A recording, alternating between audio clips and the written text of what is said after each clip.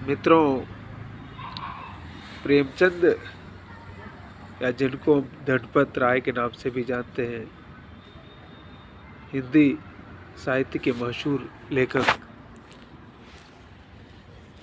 पहले उर्दू में लिखते थे लेकिन बाद में हिंदी में आ गए। प्रेमचंद का जन्म 1880 में हुआ था लम्ही, जो बनारस के पास छोटा सा गांव है। पारिवारिक स्थिति इतनी अच्छी नहीं थी। पिताजी ने छोटी उम्र में विवाह करवा दिया था।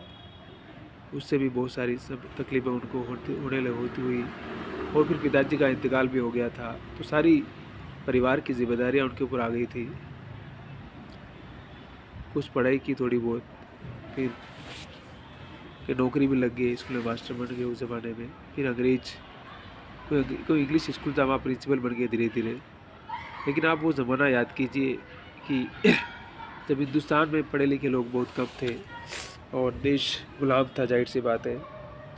तो एक साथ बहुत सारे दबाव, बहुत सारी परिस्थितियाँ प्रतिकूल थी और उनको लिखना भी था, जनता की बात भी करनी थी और अपने आप को बचाना भी था, एक बड़ी जिम्मेदारी का निर्वाह भी करना था।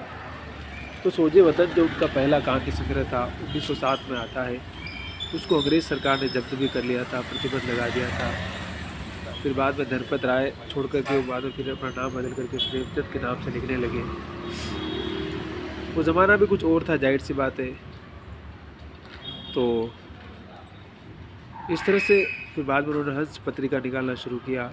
आपको पता होगा कि 1921 में उन्होंने गांधी जी के प्रभाव में आकर के फिर ब्रिटिश सरकार की नौकरी भी छोड़ दी थी।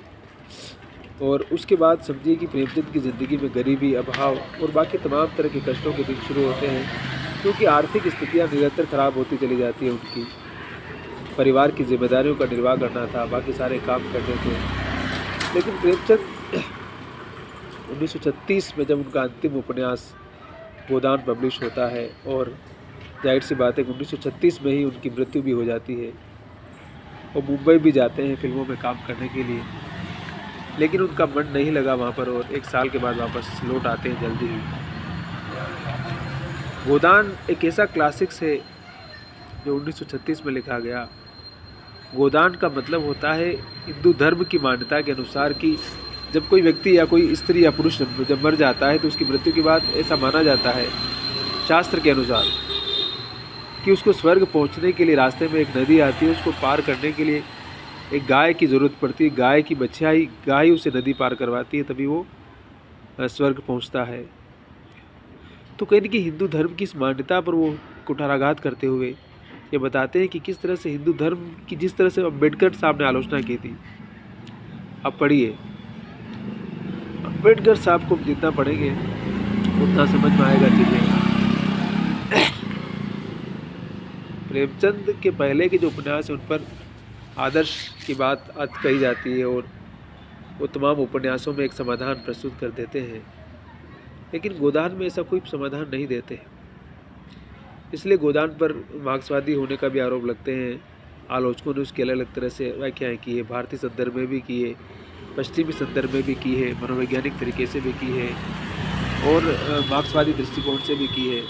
नामवर जी ने अपने तरह से किया है, विजय बहादुर सिंह ने अपने तरह से किया है, हमारे गुरुवर नंद किशोर आचार्य जी ने अपने तरह से किया है, नगेंद्र अपनी तरह से करते हैं, निर्मला जैन अपनी तरह से करती है। और समकालीन आलोचना, जब दलित, स्त्री, आदिवासी जैसे तमाम विमर्श हमारे सामने हैं, उस दौर में हम उस पुराने टेक्स्ट को अपने हिसाब से डिफाइन करने लगे हैं। तो गोदान कहीं न कहीं उस गाय के दान की बात करता है कि जब आपके जीवन में सब कुछ, मतलब आप जीवन की भौतिक चीज़ों को छोड़ करके आप ऐसी काल्पनिक दुनिया में जी रहे हैं जहाँ आपको पता भी नहीं कि मरने के बाद क्या होता है, लेकिन आपका जो वास्तविक जीवन है उसे डिस्टर्ब हो रहा है। जब होरी मर जाता है, जो इस उपन्यास का नायक है, तो उसकी पत्नी धनिया के पास कुछ नहीं था, पछाड़ खाकर गिर पड़ती है बेचारी, लेकिन उसको फिर भी गोदान तो करना था। तो कहीं न कहीं ये उपन्यास उस अभाव, उस वास्तविकता पर प्रहार करता है कि आखिर ये जो शास्त्र की जो मान्यताएं हैं वो कितनी सही है और कितनी गलत है, उनके पीछे क्या तर्क है, और जीवन की जो भौतिकता है, यानी इंसान की अज्ञानता का आप इतना लाभ उठाते हैं कि उसको ज्ञान पहले से तो आप उसको ज्ञान दे ही नहीं रहे हैं, फिर उसकी अज्ञानता का लाभ उठाकर उसको पूरी उम्र बेवकूफ़ बना करके वो गरीबी में पैदा होता है, गरीबी में जीता है और गरीबी में ही मर जाता है। ऐसा जीवन देने वाला शास्त्र, उसकी आलोचना होनी चाहिए, उसकी समीक्षा होनी चाहिए। और 2000 साल पहले लिखा हुआ शास्त्र आज के समाज, जीवन और परिस्थितियों के अनुकूल कितना है कि नहीं है, उसका भी हमें मूल्यांकन करने की आवश्यकता है। तो प्रेमचंद कहीं न कहीं आधुनिकता के उस संदर्भ को भी समझने की कोशिश करते हैं, भारतीय समाज की परंपराओं पर भी प्रश्न चिन्ह लगाते हैं और आधुनिक मनुष्य, स्त्री, पुरुष, बाकी तमाम जातिगत भेदभाव से लेकर तमाम चीज़ों पर वो सवाल करते हैं। इस उपन्यास में मेहता और मालती दोनों ही पढ़े लिखे हैं। उनकी प्रेम कहानी के माध्यम से भी आधुनिकता के संदर्भ में बात करते हैं। राजा साहब के आधार पर भी सामंती जो जीवन था, सामंती जो सिस्टम था, उसकी भी बात करते हैं। और तमाम जो लोग क्रांतिकारी लोग थे, जो देश की आज़ादी के लिए लड़ रहे थे, उनकी भी बात करते हैं। और ही किसान से मजदूर कैसे 1936 में ही बढ़ रहा था, उसकी भी बात करते हैं। तो पूंजीवाद के आगमन की भी बात करते हैं और कहीं न कहीं आज़ादी के मूल्य की भी बात करते हैं कि देश को आज़ाद करवाना है। गुलाम मुल्क की स्थिति क्या होती है जिसमें कि उन आम आदमी के पास कोई अधिकार भी नहीं है। आज तो हमारे पास इतने सारे अधिकार हैं, कानून है, तमाम चीज़ें हैं, वोटिंग का अधिकार है, सब आम आदमी को बोलने का अधिकार है। लेकिन 1947 से पहले किसके पास क्या अधिकार थे? इस तथ्य को, इस फैक्ट को समझना बहुत ज़रूरी है। जब तक हम इस तथ्य को, इस फैक्ट को नहीं समझेंगे, तब तक हम आज़ादी का महत्व भी नहीं समझ पाएंगे, लोकतंत्र का महत्व भी नहीं समझ पाएंगे और गोदान या किसी भी कृति का वास्तविक मूल्यांकन समाज सापेक्ष, मूल्य सापेक्ष और वर्तमान सापेक्ष नहीं कर पाएंगे। इसलिए सिर्फ रटी रटाई बातों पर नहीं चलना है, आलोचना की वास्तविकता को भी समझना है और ज़माना, समाज, जीवन किस तरह से बदल रहा है उसको समझे बगैर हम प्रेमचंद को नहीं समझ सकते हैं। प्रेमचंद सच में आगे के रचनाकार हैं। उनकी रचनात्मकता के तमाम पहलुओं को हमें समझने की आवश्यकता है।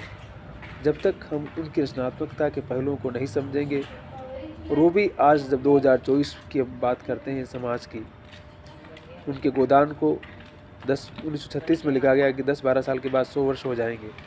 तो इन 90 वर्षों में हिंदुस्तान कितना कुछ बदल चुका है। देश की आज़ादी को भी 76 ईयर हो चुके हैं।